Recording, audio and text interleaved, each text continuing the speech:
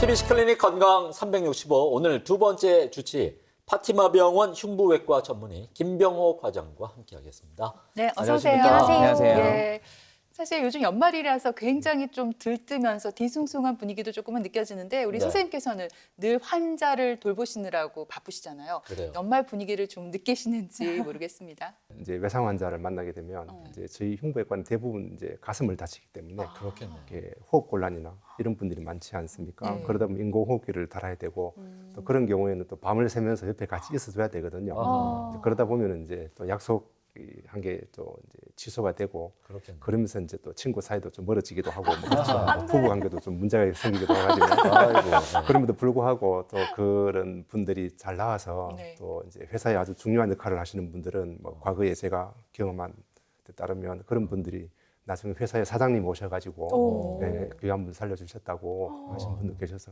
뭐 또 그런 보람도 있습니다. 그렇겠네요. 네. 제가 누굽니까? 명탐정 철원이잖아요. 네네. 포털 사이트 네이비에서 네. 제가 검색을 했더니 일본에 연수도 하셨고 오. 그리고 이 네이비에 보면 이렇게 지식인이 있잖아요. 네. 거기에 보면 이제 무엇이든 질문을 하면 답변을 해주는 예. 그런 란이 있는데 우리 과장님께서 음. 의료 상담 답변 의사이시더라고요. 와. 야 이거 어떻게 이거 되는 거예요?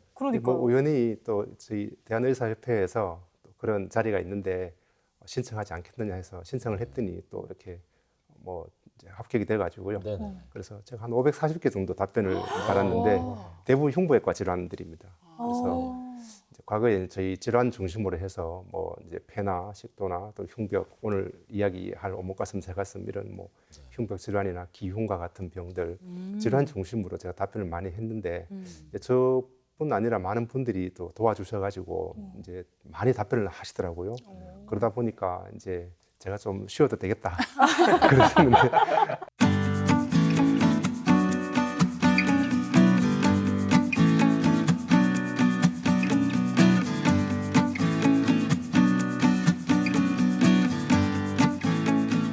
CT를 찍어 보니까 함몰 지수가 수술을 해야 되는 정도입니다. 그래서 수술적인 치료를 하겠습니다. 가슴을 활짝 펴고 살지 못하는 사람들이 있습니다. 바로 오목가슴과 새가슴이라고 하는 흉벽 기형 때문인데요. 어린아이 약 1000명 가운데 1명꼴로 발생하는 오목가슴. 오목가슴보다 드물게 발생하는 새가슴은 흉벽 기형의 약 10%에 해당되는데요. 여성보다 남성이 4배 정도 흔합니다. 실제로 무증상이 가장 많지만 어린아이가 오목가슴일 경우 감기나 폐렴 등 호흡기 질환이 자주 발생하기도 하고 심한 경우 심장이나 폐를 압박해 발육에 영향을 주기도 하기 때문에 조기에 발견해서 교정 치료를 해야 합니다. 게다가 정신적, 심리적인 위축감이 커서 사춘기가 되면 자신감이 결여되고 대인기피증이 생길 수도 있다고 하는데요. 내 아이는 흉벽 기형이 아닌지, 성장에 문제는 없는지, 혹은 성인이 돼서도 불편함은 없는지 지금부터 가슴 쭉 펴고 건강하게 사는 법을 알려드립니다. 그 보니까 흉부외과에서도 그 세부 전공이 여러 분야로 이렇게 여러 갈래 나뉘던데 어떤 전공을 좀 전문적으로 보고 계신지. 예, 저희 흉부외과는 이제 크게 두 가지로 나누어지는데요. 네. 이제 심장 파트 그리고 일반 흉부 파트 이렇게 나누어집니다. 심장 파트는 이제 잘 아시겠지만 이제 심장병에 있는 분들 그렇게 치료하시는 부분이고요. 일반 흉부는 이제 심장 이외에 폐, 식도, 정격동 또 오늘과 같은 오늘 제가 이제 다룰 오목가슴, 새가슴 같은 흉벽 질환 뭐 이런 것들, 횡격막 질환 이런 것들 주로 치료하고 있습니다. 흔히 흉벽이라고 하면 발음이 어렵네요. 흉벽. 네. 저희가 가슴이 답답할 때 이렇게 치잖아요. 그렇죠. 이게 치는 부위, 이 가슴이 흉벽 아닌가요? 예, 맞습니다. 그래서 한 가운데에 굉장히 두껍고 아주 튼튼한 뼈가 있습니다. 그 예. 흉골이라고 하고요. 네. 복장뼈라고 하기도 합니다. 가운데가 있고 뒤쪽은 척추가 있습니다. 그래서 앞뒤로 기둥이 있다고 보시면 되고 그 양쪽으로 12개의 각각 12개의 갈비뼈가 이렇게 아치를 형성해서 통을 만들고 있고요. 아래쪽으로는 횡격막이 있어가지고 이제 복부와 이렇게 구별되어 있는 그런 튼튼한 장기라고 보시면 됩니다. 거기에서 이제 그런 이제 기능들이 이제 있는데요. 뭐 대부분 안에 장기를 보호하는 기능이 있지만 우리 가슴에서 가장 중요한 역할은 역시 호흡하는 기능이거든요. 네. 그래서 12개의 갈비뼈와 또 앞뒤로 있는 그런 흉골과 척추의 사이에 있는 근육들 그리고 아래쪽에 횡격막 이런 장기들이 힘을 합쳐서 이제 상하 운동 또 전 운동을 하게 되어서 호흡을 하게 됩니다. 그래서 아주 중요한 기능을 하게 되고 그 기능을 잃게 되는 순간 저희들은 이제 생명을 잃게 되는 거죠. 과장님 그럼 궁금한 게 흔히 뭐 새가슴이다, 오목가슴이다 하는 것도 이 흉벽을 가리키는 건가요? 네, 그렇습니다. 그래서 흉벽의 모양이 이제 여러 사람마다 다를 수 있지 않습니까? 우리 얼굴이 사람마다 다르듯이 네. 흉벽의 모양도 달라요. 다르지만 사실 들어갈 곳은 들어가야 되고 또 나와야 될 것은 나와야 되는데 이제 그런 것들이 이제 좀 비정상적으로 나왔다든지 또는 들어갔다든지 이런 질환들을 오목가슴, 새가슴이라고 하거든요. 방금 말씀하신 대로 이제 좀 비정상적인 거니까 흔히 네. 말하는 오목가슴, 새가슴이 기형의 일종이라고 봐야 되나요? 네, 그렇습니다. 그래서 이제 흉벽 기형이라고 하는데요. 이제 가장 흔한 질환은 오목가슴과 새가슴이거든요. 네. 하지만 조금 더 이제 흔하지 않지만 볼 수 있는 질환들은 이제 흉골열이라는 질환이 있고, 그다음에 폴란드 증후군, 그다음에 이제 흉곽 이형성증 뭐 이런 것들이 있습니다. 이런 질환들은 상당히 치료가 어렵습니다. 네. 그런데 다행인 것은 아주 드물게 발생을 하고 있고요. 오목가슴, 새가슴은 가장 흔하게 발생하는 흉벽 기형의 종류지만 다행히 치료 방법이 다양하게 있고 또 이렇게 치료 결과도 아주 좋은 그런 것으로 보면 되겠습니다. 네. 그럼 대부분 이게 선천적으로 태어나면서부터 기형인지 아닌지 바로 딱 눈으로 알 수가 있는 건가요?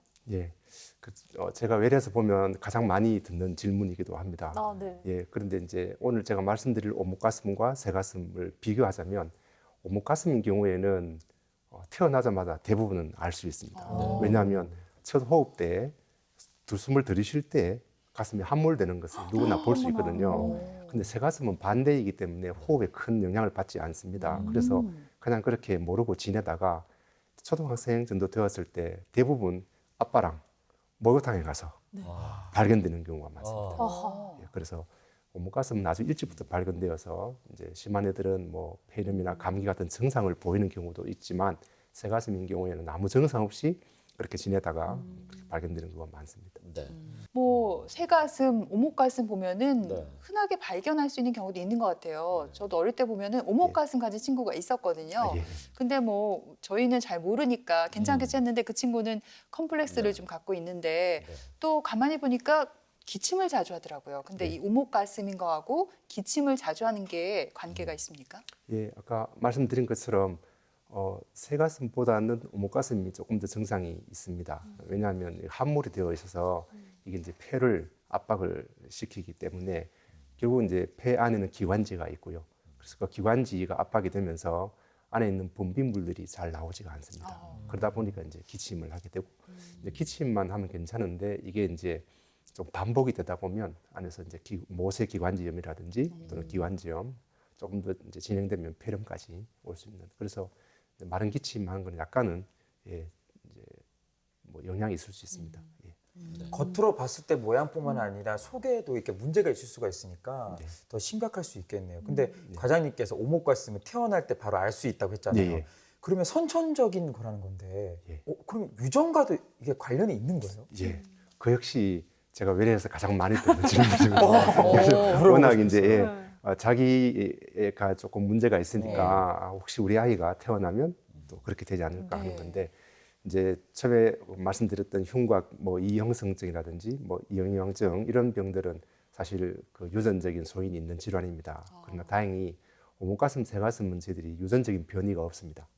예, 그래서 보고된 예가 없어서 유전 소인은 없다고 보시면 되겠고, 하지만 가족력은 있을 수 있습니다. 그래서 이제 오목가슴과 새가슴 공이 한 30% 정도에서는 가족력이 있습니다. 그래서 만일 내가 그 질환이 있다면 우리 가족이나 또는 이제 친척 중에 비슷한 질환이 있을 수 있다 이렇게 보시면 되겠습니다. 네. 그 과장님께서 오목가슴 때문에 이제 뭐 폐렴까지 생길 수가 있다 이렇게 얘기를 하셨는데 그럼 이제 나이가 들면서 좀 폐 기능에 문제가 생기고 호흡 곤란 같은 증상도 차차 나타날 수가 있는 건가요? 예, 그렇습니다. 그래서 초기에는 잘 이제 증상이 보이지 않다가 이게 이제 자꾸 진행이 되면서 호흡 곤란이 생긴다든지 또는 그래서 저희들이 폐 기능 검사, 심장 초음파 검사를 해보면 실제로 폐 기능이 많이 떨어져 있는지 또는 심장의 기능이 많이 떨어져 있는지 우리가 이제 확인하게 되는데요.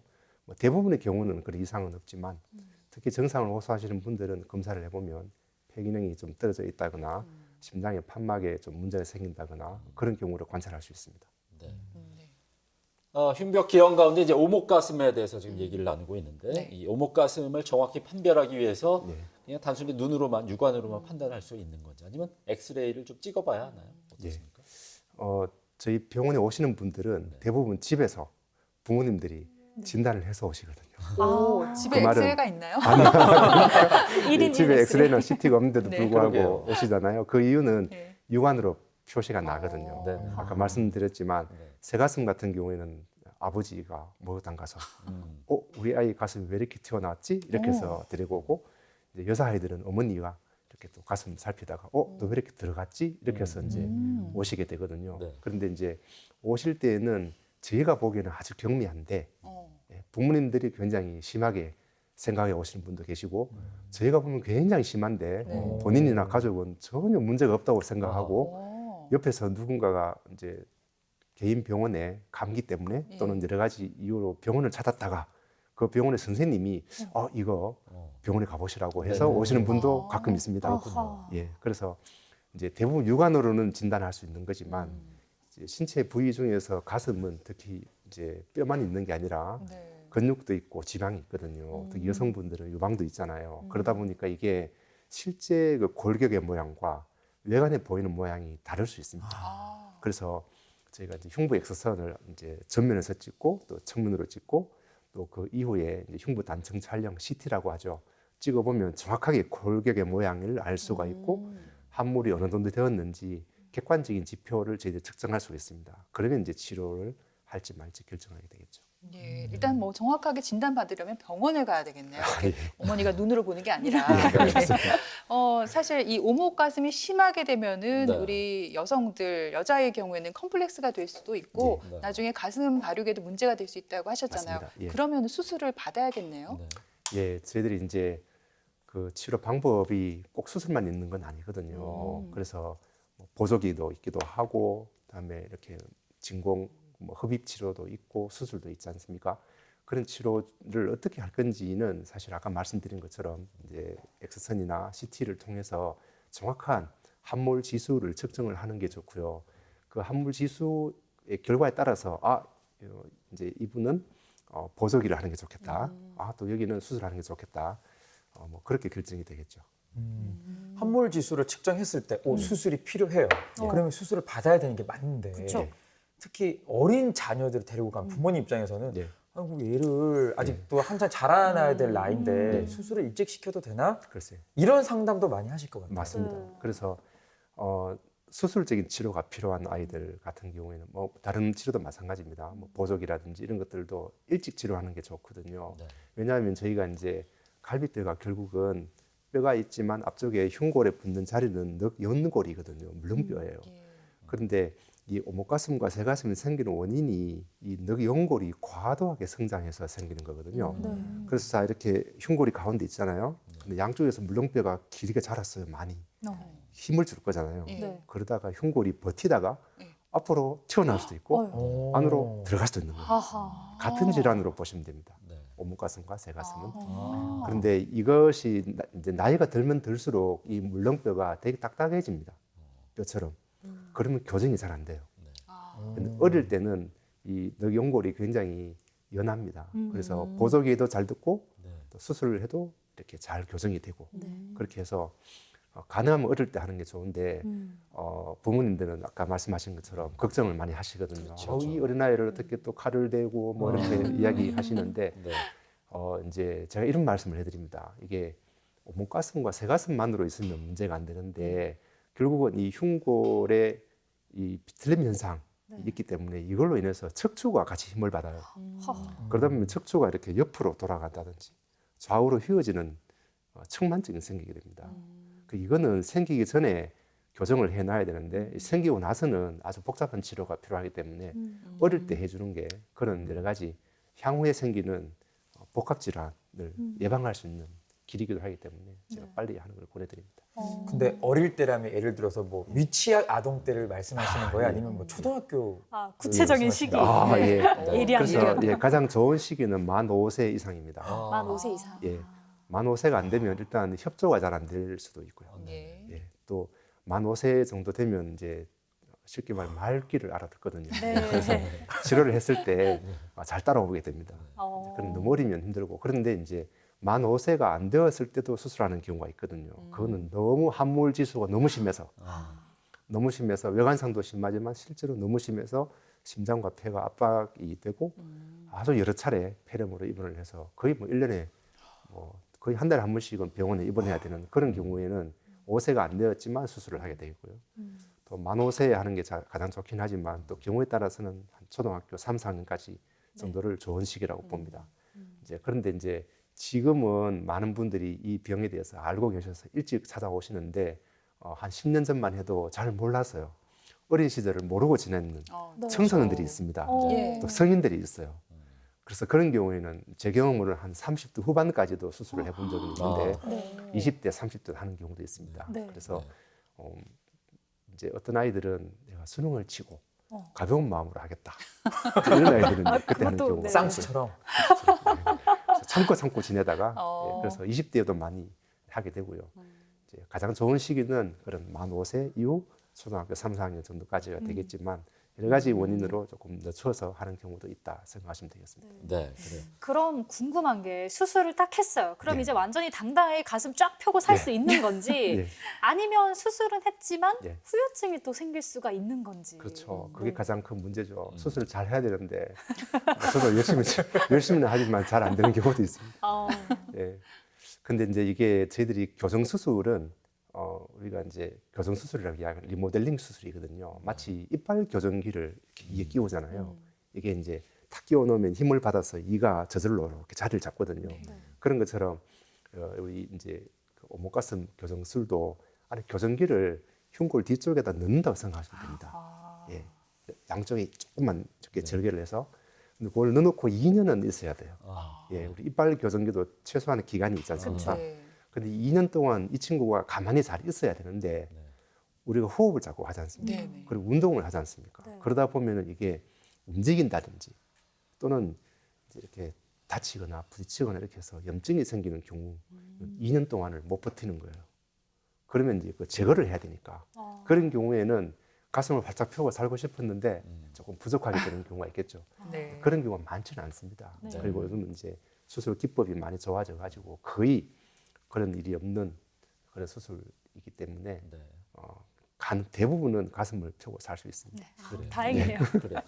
자, 지금까지 오목가슴 얘기를 나눠봤고 이제 새가슴 얘기 나눠보도록 하겠습니다. 아까 그 발생 기전이 일맥상통하다고 말씀을 해주셨는데 이 자리에도 그 몇 분이 새가슴인 걸로 알고 있는데 네? 남한테 이제 어려운 말 잘 못하는 본인 말씀하신 거 아니에요? 처음 들어요. 근데 그 새가슴의 이 발생 빈도는 어떻게 네. 되나요? 예, 우리가 이제 새가슴이라 하면은 저희가 이제 일반 사회 통념상 새가슴은 마음의 원인이죠. 그러니까 네. 이제 막 겁이 많다든지 예. 네. 또는 막 이제 9회 말 투아웃에 막 투수가 그렇죠. 스트라이크를 던져야 되는데 가슴이 약한 사람들은 새가슴인 경우에는 막 잘 못 던지잖아요. 그래요. 포볼 내주고 막 그런 마음의 원인. 그러니까 새들이 조금만 자극을 줘도 막 날아다니고 네네. 주변을 막 이렇게 계속 이제 긴장하고 이렇게 하는 그런 사람들을 새가슴이라고 표현하지만 제가 말하는 새가슴은 그런 마음의 병이 아니라 네. 실제로 새 가슴처럼 새 가슴이 앞으로 튀어나와 있어요. 예. 예, 심장이 앞에 있어가지고 그런 것처럼 새 가슴처럼 앞으로 튀어나온 모양을 이제 새 가슴이라고 합니다.